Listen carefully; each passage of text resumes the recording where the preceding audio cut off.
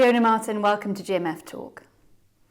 Australia was seen as world-leading when it introduced the News Media Bargaining Code in 2021, making companies like Google and Meta pay for the news content on their platforms.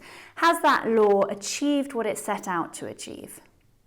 Well, the Australian federal government calls it a success.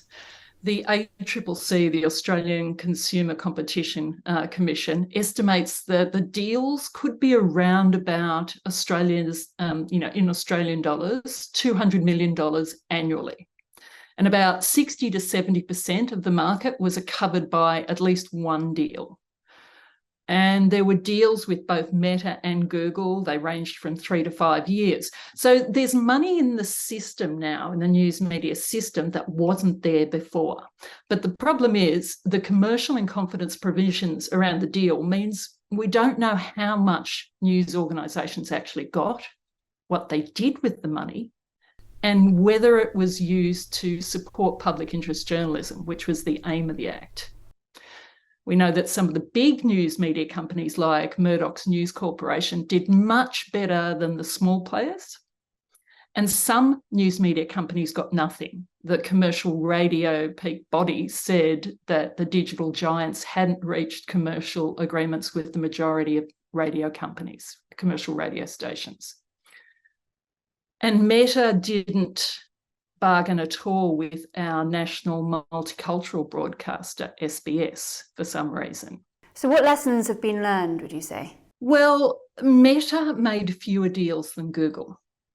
Meta is stingier than Google. We know that. We also know that the code had no punitive effect. The fact that Meta didn't decide to bargain with SBS didn't mean it was designated under the code and forced to negotiate. We really know that the small players were at a disadvantage because they didn't have the lawyers that the large players have. Essentially, what we found out was that the platforms can now control a degree of the media diversity and the competition in Australia. And I think that is incredibly problematic. So what would you like to see done to deal with the limitations of the law? Well, as the code's now up for review, what I'd really like to see is some of what the government's already doing. So they're looking at whether there are new digital platforms, for example, like TikTok, that need to be considered in the bargaining. They're looking at whether there's a power imbalance in the bargaining process. And I'd like to see more support for smaller companies, because even though, they can band together, they still need legal and business support in the sort of deals that they're striking with these large platforms.